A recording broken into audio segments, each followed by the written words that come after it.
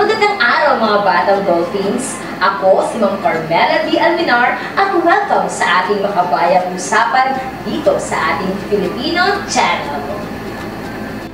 Ngayon ay samahan niyo ako habang binabalikan natin ang kartilya ng Katipunan, ang moral at makabayang gabay na isinulat ni Emilio Jacinto, ang ruta ng Katipunan.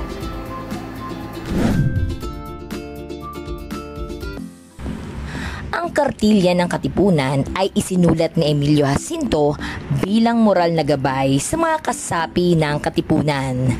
Pero ang ganda nito, hindi lang ito para sa mga revolusyonaryo noon. May kinalaman pa rin ito sa atin ngayon. Heto ang ilan sa mga pinakamahalagang aral mula sa kartilya na dapat nating pagnilayan. Una ay pantay-pantay ang lahat ng tao. Ang lahat ng tao ay magkakapantay, walang mataas at walang mababa. Lahat tayo ay may dignidad. Hindi hadlang ang yaman, itsura o edukasyon sa paggalang sa isa't isa. Ikalawa, ang gawa ay higit sa salita. Ang kabuhayang walang ginugugol kundi ang yaman ng bayan ay isang mabangis na hayop. Hindi sapat ang puro salita. Ang tunay na pagmamahal sa bayan ay nakikita sa gawa, sa sipag, sakripisyo at malasakit sa kapwa. Ikatlo, igalang ang kababaihan. Ang puri at dangal ng babae huwag lalapastanganin. Mahalagang aral ito sa panahon ngayon. Ang respeto sa babae ay hindi opsyon. Ito ay obligasyon. Ikaapat, maging matapat at may dangal sa kartilya. Itinuturo ang kahalagahan ng katapatan, karangalan at pagkakaroon ng paninindigan kahit walang nakakakita.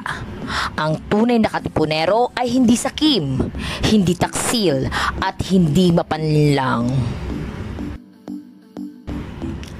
At ikalima, mahalin ang bayan higit sa sarili. Ang diwa ng pagkabayani ay laging nangingibabaw. Higit sa pansariling interes, inuuna ang kapakanan ng bayan. At oo, kahit hindi tayo nasa digmaan ngayon, pwede pa rin tayong magmahal sa bayan sa pagiging matapat, makatarungan at aktibong mamamayan. Mga batang dolphins, higit pa sa dokumento, ang kartilya ng Katipunan ay gawing tanglaw na isang makatao at makabansang pamumuhay. Ang mga prinsipyo ni Emilio Jacinto ay hindi lang para sa panahon ng revolusyon, kundi para sa bawat Pilipinong nagnanais ng tunay na pagbabago. Ano nga ba ang mga aral nito? At paano ito nananatiling makabuluhan sa ating panahon ngayon? Kaya tanungin natin ang ating mga sarili. Tumutupad ba tayo sa ating pananagutan bilang mamamayan? Ipinakikita ba natin ang pagmamahal sa ating bayan sa pamamagitan ng gawa? Kung oo, ay saludo kami sa iyo. Kung hindi, ay panahon na para gisingin ang diwang katipunero sa ating mga puso. Kung nagustuhan mo ang video na ito, huwag kalimutang mag-like, share, and subscribe para sa ibang makabayang kwento at kaalaman. Ako si Carmela D. Alminar, nagsasabi, walang tunay na pagbabago kung walang tunay na pagkakaisa at pagmamahal sa bayan. Mabuhay ang Pilipinas!